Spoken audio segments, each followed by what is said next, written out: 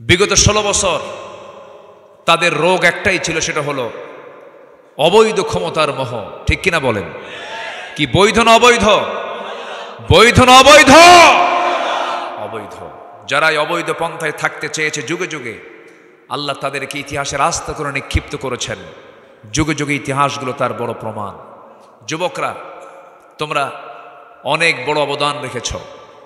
আমি তো ভাবছিলাম যুবকরা মনে হয় ধ্বংস হয়ে গেছে। ইয়াবা, বাবা, ফেন্সিডিল, ফ্রি ফায়ার, পাবজি, আর কি ক্যাসিনো, এই সমস্ত দিয়ে যুবক সমাজ মনে হয় ধ্বংস হয়ে গেল, মনে হয় শেষ হয়ে গেছে। কিন্তু না, জাতে মাতাল তালে ঠিক। জায়গা মতো তারা হানা দিয়েছে, জায়গা মতো তারা আক্রমণ করেছে, আন্দোলন করেছে, বিজয়ের ডাক দিয়েছে, জুলুমের বিরুদ্ধে দাঁড়িয়েছে। তোমরা বিজয় এনেছো, কিন্তু এখন সবচাইতে বড় চ্যালেঞ্জ হলো এটাকে ধরে রাখার দরকার আছে না নাই? ধরে রাখার জন্য একমাত্র একটাই আদর্শ প্রয়োজন, একটাই উসওয়ায়ে হাসানা, সেটা হচ্ছে মুহাম্মদ সাল্লাল্লাহু আলাইহি ওয়াসাল্লাম। আল্লাহ রাব্বুল আলামিন বলেন, লাকাদ কানা লাকুম ফি রাসূলিল্লাহি উসওয়াতুন হাসানাতুন লিমান কানা ইয়ারজুল্লাহা ওয়াল ইয়াওমাল আখির ওয়া যাকারাল্লাহা কাসীরা। জোরে বলুন আল্লাহু আকবার। তোমাদের জন্য উত্তম আদর্শের বাস্তব নমুনা কেউ নয়, তোমাদের জন্য উত্তম আদর্শের বাস্তব নমুনা শুধুমাত্র একজন ব্যক্তি, যার চারিত্রিক সনদ পৃথিবীর কেউ দেয় নাই, যার চারিত্রিক সনদ দিয়েছেন আরশের মালিক মহান রব্বুল আলামিন। জোরে বলুন সুবহানাল্লাহ। ওয়া ইন্নাকা লাআলা খুলুকিন আযীম। জোরে বলুন আল্লাহু আকবার। সেই নবীর চরিত্রের দিকে ফিরে আসো, সেই নবীর সিরাতকে ধরো, সেই নবীর আদর্শকে লালন করো, সেই নেতৃত্বকে তোমরা ধরে ফেলো। তোমাদেরকে মোকাবেলা করতে পারবে এমন কোন অপশক্তি তোমার সামনে দাঁড়াতে পারবে না। একটা সত্য আদর্শিক শক্তির সঙ্গে পৃথিবীর কোনো অবৈধ শক্তি টিকতে পারে না। তার বড় প্রমাণ হয়ে গেছে গত 5 অগাস্ট। ঠিক কিনা? ঠিক কিনা? আল্লাহ আছেন না নাই? আল্লাহ আছেন না নাই? প্রায় প্রায় কানে আসতো, ও মরা ছাড়া উপায় নাই, ও মরা ছাড়া উপায় নাই। কিন্তু উপায় কি ছিল না? উপায় কি বের হয় নাই? সে উপায় বের করে দিয়েছেন কে? আসতে বলে কে উপায় বের করে দিয়েছেন? এটা এমনি এমনি আসে নাই।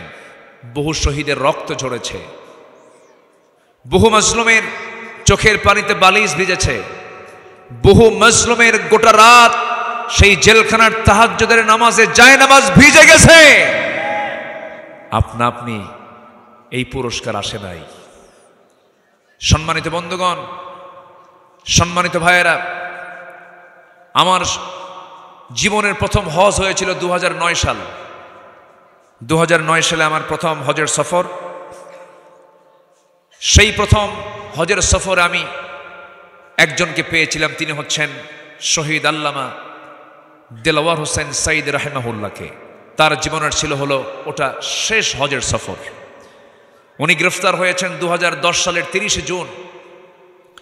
তো প্রথম সে হজের সফরে ওনাকে প্রশ্ন করা হলো, হুজুর, দেশে মামলা তৈরি হচ্ছে, মামলা প্রস্তুত হচ্ছে, আপনি দেশে গেলেই গ্রেফতার হবেন। আমার মনে হয়, আমাদের মনে হয় আপনার এই দেশেই থাকা উচিত, আপনি এখানে নাগরিকত্ব পাবেন, আপনি দেশেই থেকে যান। উনি শুনলেন, মুচকি হাসি মেরে জবাব দিয়ে বললেন, আমার দল, আমার যারা কর্মী, আমার দেশ, আমার জনগণ, আমি তাদেরকে এত বড় বিপদে ফেলে আমি আরামে বাইরে থাকব, এমন চরিত্র আমার রাসূল শেখান নাই। আমি দেশে ফিরবো, প্রয়োজনে জেল খাটবো, ফাঁসির মঞ্চে ঝুলবো, কিন্তু পালাবো না। আলেমরা পালায়। 16 বছর কত রাজাকারের গালি দিয়েছে, কেউ কি পাকিস্তান গেছে? কিন্তু দিল্লির যারা রাজাকার তারাই সব দিল্লি গিয়ে বসে আছে। ঠিক কিনা? ওদের চোখে মানায়, ওদের মুখে মানায় না আমরা পালাই, ওরা পালায়। আমরা দেশকে ভালোবাসি, আমরা পালাবো কোথায়, যাব কোথায়? এটাই আমাদের গন্তব্য, এটাই আমাদের ডেস্টিনেশন, ঠিক কিনা? আমাদের জীবন মরণ এখানেই সবকিছু। এখন আমাদের দায়িত্ব হচ্ছে, একটা কাজ এখন সামনে পড়ে আছে, সব তো দেখলাম আমরা। কেউ 25 বছর, কেউ 16 বছর, কেউ 9 বছর, মঈনুদ্দিন ফখরুদ্দিন কেয়ারটেকার গভর্নমেন্টের কয়েক বছর, এই 53 বছর সব তো আমরা দেখলাম। সব দেখা তো শেষ। সবার নামের আগে মোহাম্মদ আছে, নবীর নামও আছে, সাহাবীদের নামও আছে, এই সমস্ত যারা সরকার গঠন করেছিলেন। মুসলিম পরিবারের সন্তান হওয়ার পরও মিনিমাম নামাজের আইনটাও কোনো সরকার তারা বাস্তবায়ন করে নাই। জাহান্নাম থেকে বাঁচার জন্য 1 নম্বর আমল কি করা? বলেন বলেন কি কি বলেন কি বলেন বলেন কি? নামাজ। তাহলে ন্যূনতম নামাজের আইনটাও যারা 53 বছরে বাস্তবায়ন করতে পারে নাই, তারা কি করবে, তারা কি করতে পারে, আমাদের আর বোঝার দরকার নাই। সব দেখা শেষ। আগামীর দেশ আমরা দেখতে চাই কোরআনের দেশ, ইসলামের দেশ। রাজি আছেন কারা কারা? হাত উঁচু করে দেখান মুসলমান।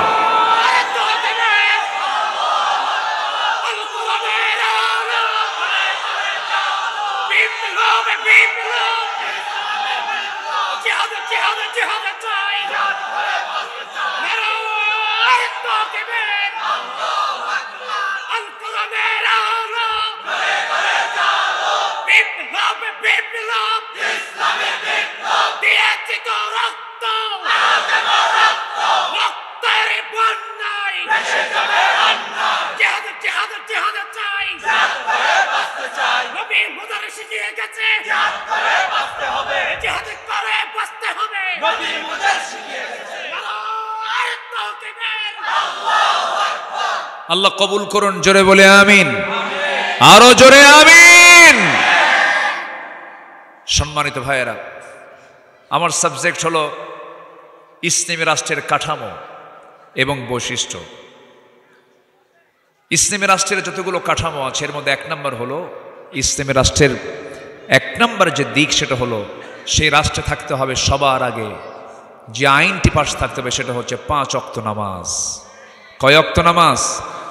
আমার দেশে এখন নামাজি বেশি না বেনামাজি বেশি? বলুন, নামাজি বেশি না বেনামাজি বেশি?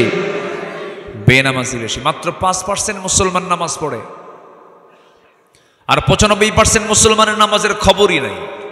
এই চিত্র হতো না আমার দেশে যদি নামাজ কায়েম থাকতো। 95% নামাজি মুসলমান হতো, মুসলমান নামাজি হতো যদি নামাজ কায়েম থাকতো।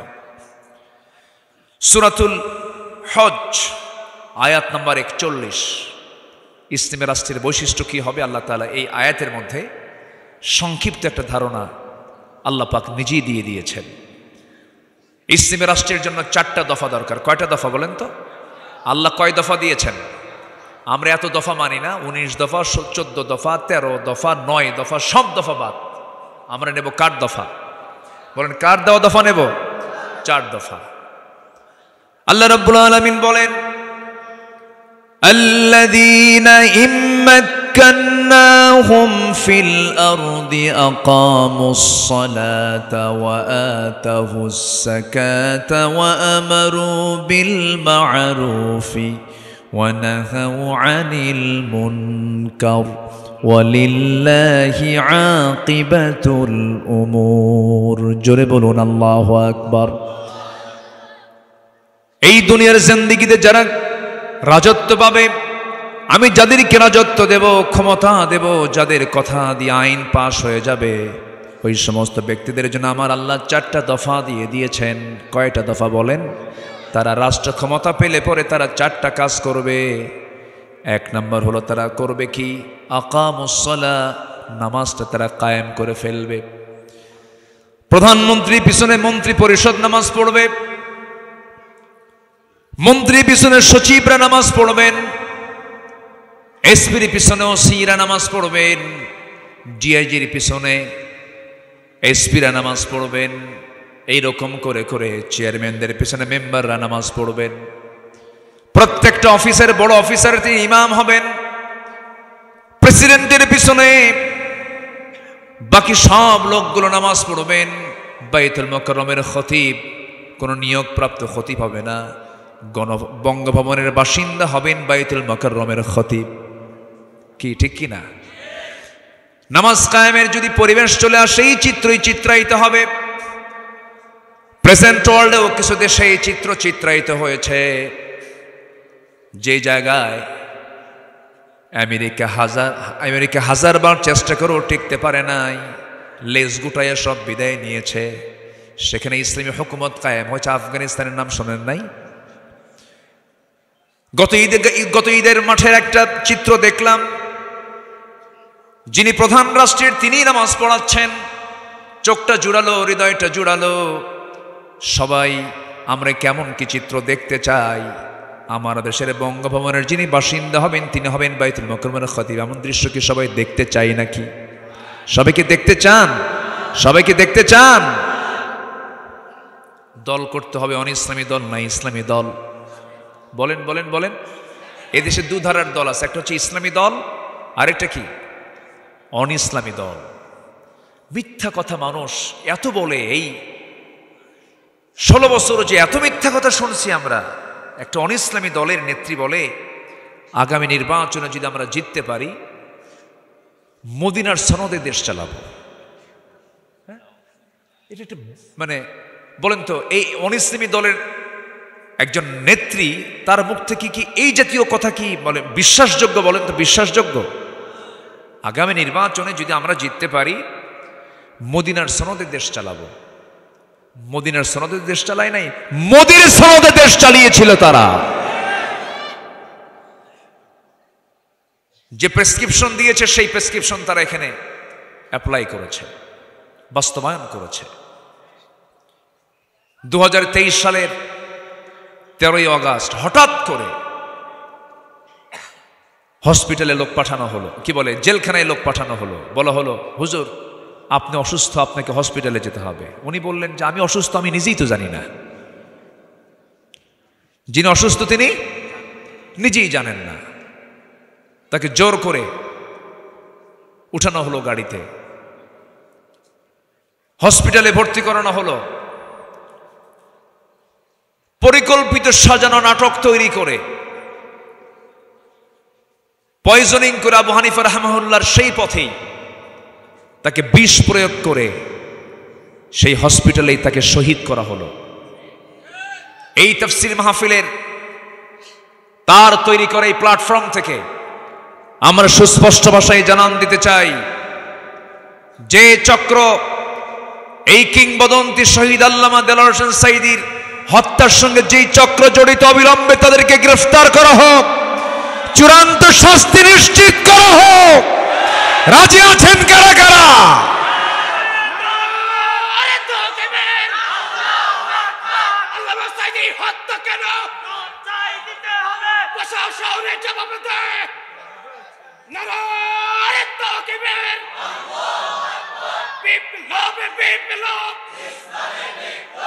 ইসলামের শত্রুরা হুঁশিয়ার সাবধান, জিহাদে জিহাদে জিহাদে চাই, জিহাদে করে বাঁচতে চাই।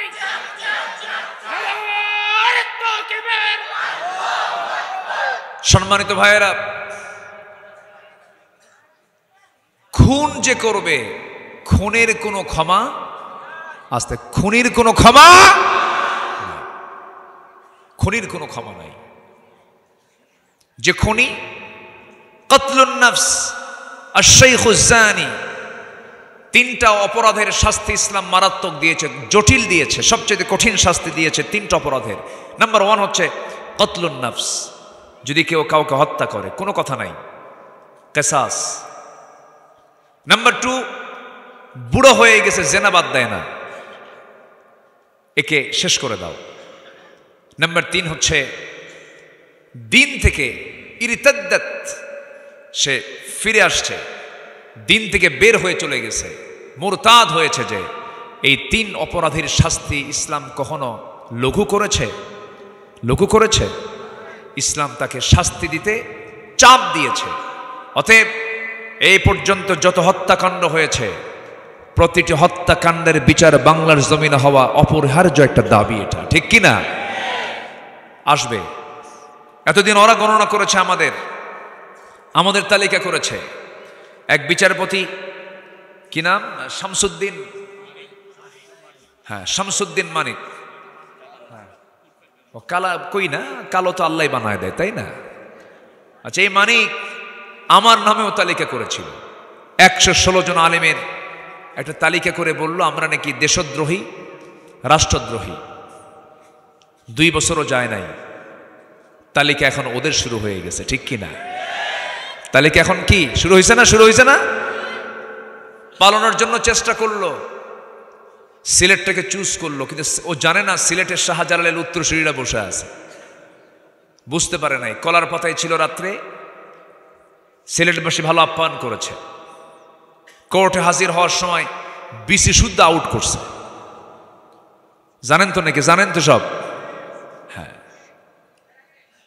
সম্মানিত বন্ধুগণ, সম্মানিত ভাইয়েরা, বিশাল সম্পদের পাহাড় বানিয়েছিল একটা গ্রুপের মালিক। চেহারা দেখে মনে হয় জিব্রাইল আসমান থেকে নাজিল হলো। মুখের সাদা দাড়ি, মাথার সাদা চুল, পরনে সাদা পায়জামা, আবার গায়ে সাদা পাঞ্জাবি, জুতোটাও সাদা, ধবধবে সাদা ফেরেশতা চেহারার একটা মানুষ, একটি গ্রুপের মালিক, হাজার হাজার কোটি টাকার মালিক সে, অথচ পালানোর জন্য রাস্তা পাচ্ছে না। শেষ পর্যন্ত নৌকায় উঠল, বন্দুকে নিয়ে রওনা দিল, নৌকার ভিড়ল না। শেষ পর্যন্ত কোস্টগার্ড ধরে ফেলেছে, বন্ধুকে আইনমন্ত্রীকে ধরে ফেলছে। স্যার চিনছি, থানায় চলে। আমি কি একা আসছি এই জায়গায়? আমি তো জামাতের সাথে এসেছি। কিসের সাথে? তাহলে তো জামাত ছাড়া উপায় নাই। কে? ওই যে বসে আছে। কে? মাথার চুল তো কালো, মুখের দাড়ি তো নাই। লোকটা কে? কে ভালো করে দেখো, ওটাই দরবেশ। সম্মানিত ভাইয়েরা, যারা এই যুগে যুগে জুলুম করেছে, আল্লাহ তাদেরকে উলঙ্গ করেছেন, ন্যাংটা করে দিয়েছেন, ঠিক কিনা? জুলুম করা যাবে না। কাফিরকে তার কুফরি শাসন টিকসই করতে পারেন আল্লাহ তাআলা, কিন্তু একজন মুসলমান কিন্তু সে যদি জালিম হয়, আল্লাহ তাকে তার ক্ষমতাকে টিকসই করতে পারে না, টিকসই করেন না, আল্লাহ পাক তাকে নামায় দেন। এই জন্য আমাদের দ্বারা যেন কোনো জুলুম না হয়, সমস্ত জুলুম থেকে আল্লাহ তাআলা আমাদেরকে হেফাজত করুন। জোরে বলি আল্লাহুম্মা আমিন। ক্ষমতার মিস ইউজ যেন না হয়, ক্ষমতার অপপ্রয়োগ যেন না হয়, নিজের নামের প্রভাব খাটিয়ে যেন কোনো জুলুম কারোর প্রতি না করা হয়। এই ক্ষেত্রে আমাদের চরম সতর্ক থাকার দরকার আছে না নাই বলেন তো? আছে, এটা খেয়াল রাখবো আমরা। আমার বন্ধুগণ, তাহলে ইসলামী রাষ্ট্রের যে কাঠামোগত দিক, জবাব হলো সূরা হজের 41 নম্বর আয়াত। সময় খুবই অল্প, এটা মাথায় রাখবো আমরা। যখন যদি কোনো ইসলামী রাষ্ট্র গঠন হয়ে যায়, সেই জায়গায় 1 নম্বর বিষয় চালু হবে, আল্লাহর হক 5 ওয়াক্ত নামাজ সেখানে কায়েম হয়ে যাবে। যখন নামাজ কায়েম হবে, সেই জায়গায় সুদ থাকবে না, মদের দোকান থাকবে না, জেনার কোনো লাইসেন্স থাকবে না। 5 অগাস্টে আমরা বিজয় এনেছি, কিন্তু আসল বিজয় কিন্তু এখন আসে নাই। আপনি চিন্তা করে দেখুন তো, আল্লাহ বলছেন মদ হারাম। পৃথিবীর কোনো মানুষ কি কখনো মদকে হালাল করার কি চেষ্টা করলেও কি হালাল কি করতে পারবে নাকি? মদ হারাম করেছেন কিয়ামত পর্যন্ত তিনি আমার কে? কে কে কে? ইন্নামাল খামরু ওয়াল মাইসিরু ওয়াল আনসাবু ওয়াল আজলামু রিজসুম মিন আমালি শাইতান ফাজতানিবু। মদ হারাম, মদ হারাম, আমার আল্লাহর হারাম করা বিষয় কখনো কেউ হালাল করতে চাইলে এটা কি আমরা মেনে নিতে পারি? কিন্তু আমার দেশে 53 বছর ধরে আমাদের ঘাড়ে চাপিয়ে দিয়েছে মদ খাওয়া কি? কি আমার দেশে মদ কি হারাম না হালাল? বলেন হারাম না হালাল? মদের দোকান আছে না নাই? মদের ফ্যাক্টরি আছে না নাই? আবার মদের ফ্যাক্টরি উদ্বোধন করার জন্য কিছু হুজুরও আছে। হুজুর সে দোয়া করে, আল্লাহ তুমি মদের ফ্যাক্টরিতে বরকত দিয়ে দাও। বোঝেন নাই? এই যে সাতকানিয়া তো একটা তো ছিল, তো সাতকানিয়া একটা ছিল না? ইনি আমাকে এই সাতকানিয়া লোহাগাড়ায় বিগত 10টা বছর ঢুকতে দেয় নাই, আসতে দেয়নি। উনি নিজেও একজন আলেম, ভালো কিতাব বুঝেন, ভালো আলেমের সন্তান তিনি। কিন্তু আলেমদের সাথে যে আচরণটা করেছেন, আবু জেহেল হার মানবে তার চরিত্রের কাছে। আমার লোহাগাড়া না কোথায় মাহফিল ছিল, আমি 10 মিনিট কথা বলেছি, পুলিশের ফোর্স পাঠায় দিছে। পুলিশের ফোর্স পাঠায় দিয়ে বলতেছে যেখানেই পাও তাকে ধরে আনো, থানায় জমা করো। শেষ পর্যন্ত আমাকে না পেয়ে কমিটি জানবাজ হয়ে মোকাবেলা করে কমিটির 2 ভাইকে গ্রেফতার করে থানায় চালান দিয়েছে। মাহফিলগুলোর বিরুদ্ধে যারা কথা বলে তারা হচ্ছে এই জামানার নতুন ফেরাউন, তারা ঠিক কিনা? একজন আলেম কেমন করে সেকুলারকে বিশ্বাস করতে পারে? একজন আলেম কেমন করে ন্যাশনালিজমকে বিশ্বাস করতে পারে? আলেমের মধ্যে একটা জাত আছে, সেই জাতের নাম হলো ওলামায়ে সু, ওলামায়ে সু, ওলামায়ে সু, ঠিক কিনা? সম্মানিত ভাইয়েরা, সম্মানিত বন্ধুগণ, কুড়াল তো বাঁশ কাটে না, বাঁশই বাঁশ কাটে। বাঁশই বাঁশ কাটে, একটা কথা আছে। কুড়াল বাঁশকে বলে বাঁশ, বাঁশ কুড়ালকে বলতেছে কুড়াল সারা জীবন তো আমারে কাটলাই, আর এত কাইটো না। তো কুড়াল বলে বাঁশে, আমি তো তোরে কাটতে চাই না, তোরই এক জাতি ভাই আমার মধ্যে ঢুইকা কাটে।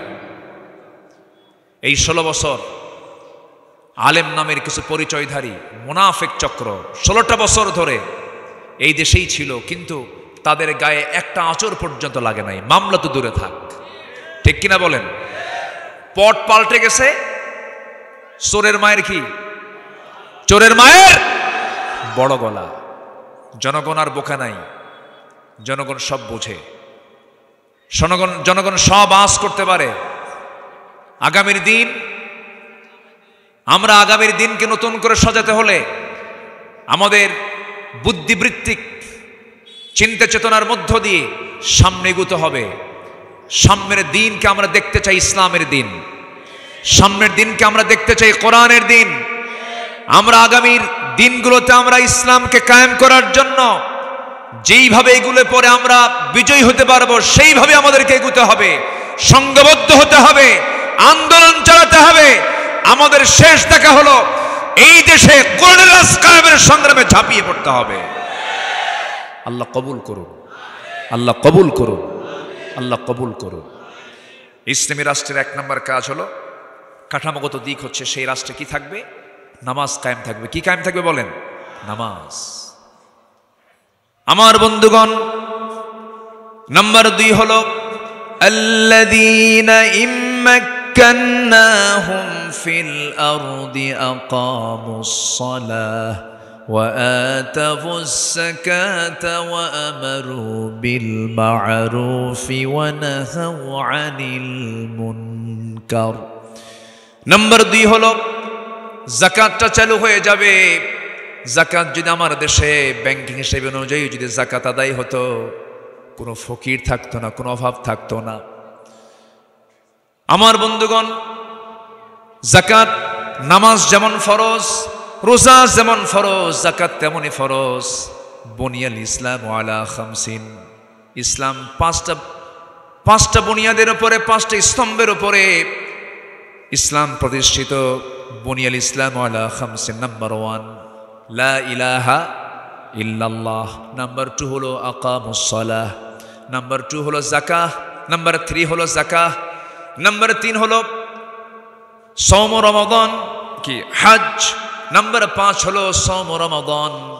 যাকাতকে আল্লাহ পাক 3 নম্বর পিলারে রেখেছেন।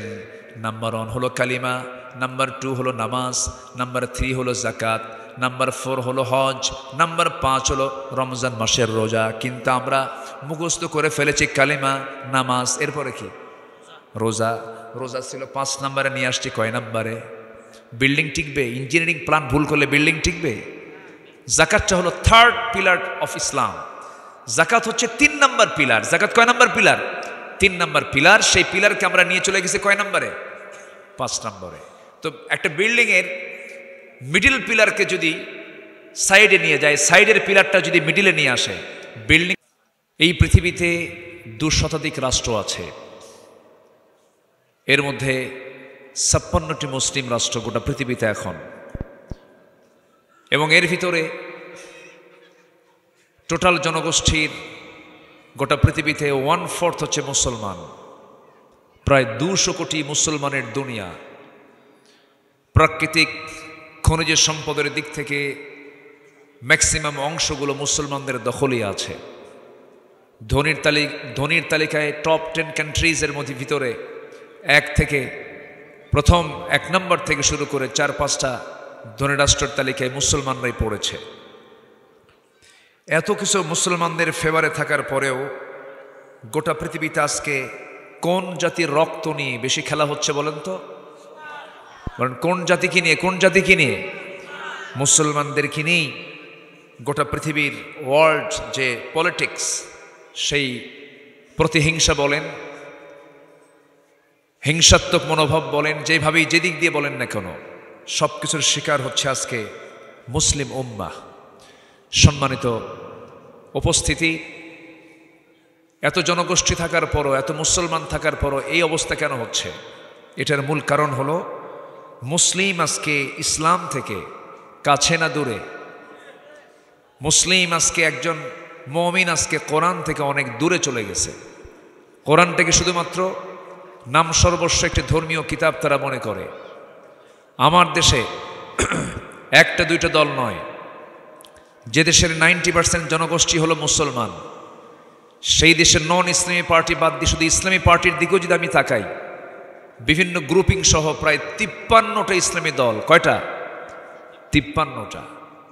কিন্তু একটি বিষয় বলেই ফেলি, আমার পাশে যিনি বসে আছেন অনেক মাজলুম দলের, তিনি একজন লিডার, তিনি নিজেও মাজলুম। 5 অগাস্টের কয়েকদিন আগে এই দেশে তৎকালীন গভর্নমেন্ট একটা দলকে নিষিদ্ধ করেছিল। কয়টা বলেন তো? এই দেশে কি একটাই দল? আসতে বলে একটাই দল? দল তো আরো ছিল। শুধু গুনে গুনে তারা বেছে বেছে কয়টা দল নিষিদ্ধ করেছিল? একটা দল। অঙ্ক বুঝে নিতে হয়। অঙ্ক নিজের মাথায় এটাকে চালিয়ে বের করে নিতে হয় ফলাফল। সাধারণ মানুষ হককে না চিনলেও বাতিল কিন্তু ঠিকই হককে চিনে। আসতে কন কেন? আসতে কন কেন? বাতিল কিন্তু ঠিকই হককে চিনে। তারা চেয়েছিল একটি নির্দিষ্ট দলকে নিষিদ্ধ করা, কিন্তু তারা না, তারা এমন জায়গায় হাত দিয়েছে, তারা নির্দিষ্ট দলকে নিষিদ্ধ করতে চায় নাই, তারা চেয়েছিল ইসলামকে নিষিদ্ধ করতে। তারা নিষিদ্ধ হয়ে গেছে। ইসলাম কার? বলেন ইসলামটা কার? ইন্নাদ-দীনা ইনদাল্লাহিল ইসলাম। ইসলাম কারো না। করেছে, অনেক কিছু করেছে। আসিয়া আলাইহিস সালাতু ওয়াস সালাম হক যখন পেয়ে গেলেন, কালিমা গ্রহণ করে নিলেন। ফেরাউন এসে বলে, আসিয়া কি যেন শুনলাম। কে শুনবেন কেন? দেখেন, আশহাদু আল্লা ইলাহা ইল্লাল্লাহ। ফেরাউন বলে ফেললো, তুমি অবলীলাই বলে ফেললে এটা, তুমি কি জানো এটার ফলাফল কি হতে পারে? উনি মুচকি হাসি মেরে বললেন, কি হবে? মরে যাব তো।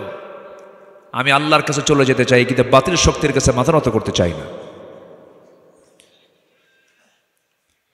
শেষ পর্যন্ত ফেরাউন হিমশিম খেয়ে গেল, কি করা যায়। চরম একটা ক্রাইসিস মুহূর্তে পড়ে গেল। ফেরাউন হামানদের সঙ্গে পরামর্শ করলো, কি করা যায়, কি সিদ্ধান্ত নেওয়া যায়। হামান বলে দিল, বুকের শত্রু বড় শত্রু, একে বাঁচানো যাবে না, একে দুনিয়া থেকে বিদায় করে দিতে হবে। আসিয়া আলাইহিস সালাতু ওয়াস সালামের কাছে শেষবারের মতো আলটিমেটাম দিয়ে ফেরাউন বলছে, আসিয়া তুমি হলে ইজিপ্টের ফার্স্ট লেডি অফ ইজিপ্ট, এই জনপদের তুমি হলে 2 নম্বরের নাগরিক, আমার পরেই তোমার দাম। তুমি এত বড় একটা সম্মানজনক অবস্থান থেকে তুমি কোন দিকে যাচ্ছ? সঙ্গে সঙ্গে আসিয়া বলেছেন, স্বামী আমার, আপনি আমাকে যতই বোঝানোর চেষ্টা করবেন না কেন, আপনি আমাকে ফেরাতে পারবেন না, কারণ আমি আমার রবের সন্ধান খুঁজে পেয়েছি, আমি আমার রবের কাছে সন্তুষ্ট চিত্ততা নিয়ে ফিরে যেতে চাই। আমার প্রতি অত্যাচার যত বাড়বে আমার ঈমান তত মজবুত হয়ে যাবে। শেষ পর্যন্ত জল্লাদকে রেডি করা হলো, জল্লাদ প্রস্তুতি নিয়ে ফেলল। তার কপালে করাত যখন সামনে প্রস্তুত করা হলো, শেষবারের মতো বলা হলো, আসিয়া এখনো সময় আছে, তুমি কি করবে বলো। সংসার গেল, পরিবার গেল, সব মান সম্মান ডুবে যাচ্ছে। আসিয়া এখনো তোমার কি, এখনো তুমি চিন্তা করে দেখো, জীবনটাও কিন্তু চলে যাচ্ছে। মুচকি হাসি মেরে আলাইহিসসালাম সেই সময় তিনি আজ থেকে 4000 বছর আগে একটা দোয়া করেছিলেন, সেই দোয়াটা আজও কোরআনে কোট করা আছে। আল্লাহ রাব্বুল আলামিন তার দোয়াটা কোরআনে কারীমের সূরা তাহরিমের মধ্যে কোট করেছেন, রব্বি বিনিলি ইনদাকা বাইতান ফিল জান্নাহ ওয়া নাজ্জিনি মিন ফিরআউনা ওয়া আমালিহি। জোরে বলুন আল্লাহু আকবার। কি সুন্দর দোয়া তিনি করলেন। আয় আল্লাহ তাআলা, তুমি আমার জন্য বানায়া দাও, রব্বি বিনিলি, আমার জন্য বানায়া দাও, বাইতান একটা ঘর, ইনদাকা তোমার কাছে, বাইতান ফিল জান্নাহ জান্নাতের ভিতরে একটা ছোট্ট ঘর দিবা। বুয়ুতুন বহু বচন, বেশি ঘর চাইলেন না, চাইলেন মাত্র কয়টা ঘর। আসতে বলবেন না, কয়টা ঘর। কিন্তু সেই ঘরটা চাইলেন কার ঘরের সাথে? কার ঘরের সাথে? আল্লাহ ইনদাকা তোমার সাথে ছোট্ট একটা ঘর তুমি আমাকে দিয়ে দাও। ওয়ানাজ্জিনি মিন ফিরাউনা ওয়া আমালিহি, এবং ফেরাউনের দুষ্কর্ম অপকর্ম থেকে তুমি আল্লাহ আমাকে নাজাত দিয়া তুমি আমাকে এখান থেকে দুনিয়া থেকে বিদায় করে নাও, আমি চলে যেতে চাই। শহীদ হয়ে গেলেন, দুনিয়া থেকে সাক্ষ্য প্রমাণ করে বিদায় হয়ে গোটা দুনিয়ার সমস্ত মুমিন মুমিনা নর নারীদেরকে জানান দিয়ে দিলেন, হকের পক্ষে টিকে থাকতে গেলে এমন করে হাসি মুখে জীবন দিয়ে দিতে হয়। জোরে বলি সুবহানাল্লাহ। ফেরাউন শুধুমাত্র তার নেশা ছিল ক্ষমতা, পাওয়ার। আবু জেহেল শুধুমাত্র নেশা ছিল হলো ক্ষমতা। ফেরাউন জানতো মুসা সত্য নবী, জানতো সে। আবু জেহেল যেদিন বদর প্রান্তরে আসে, 3.5 থেকে 400 মাইল অতিক্রম করে লোহিত সাগরের পাশ দিয়ে এত কষ্ট করে 1000 সৈন্য নিয়ে বদর নামক প্রান্তরে হাজির হলো। অথবা সাইবা, মুগিরা, ওয়ালিদ, এই সমস্ত কাফের মুশরিকরা বলে ফেললো, আবু জেহেল, এই যে কষ্ট করে আমরা এত দূর থেকে বদর প্রান্তর পর্যন্ত আসলাম যে লোকটার বিরুদ্ধে যুদ্ধ করার জন্য, আসলে সত্যি করে আবু জেহেল বলো তো, মুহাম্মদ লোকটা কেমন? আবু জেহেল বলে ফেললো, আকাশের নিচে আর জমিনের উপরে আমার চোখে দেখা মুহাম্মদ বিন আব্দুল্লাহর চাইতে ভালো মানুষ আমার চোখে পড়ে নাই। কার বক্তব্য? আবু জেহেল। সবাই বলে ফেললো, তাহলে যুদ্ধ করতে আসলাম কেন? আবু জেহেল বলে ফেললো, যুদ্ধ করতে আসার একমাত্র কারণ হলো চেয়ার। এই ক্ষমতাকে আমি কখনো হারাতে চাই না।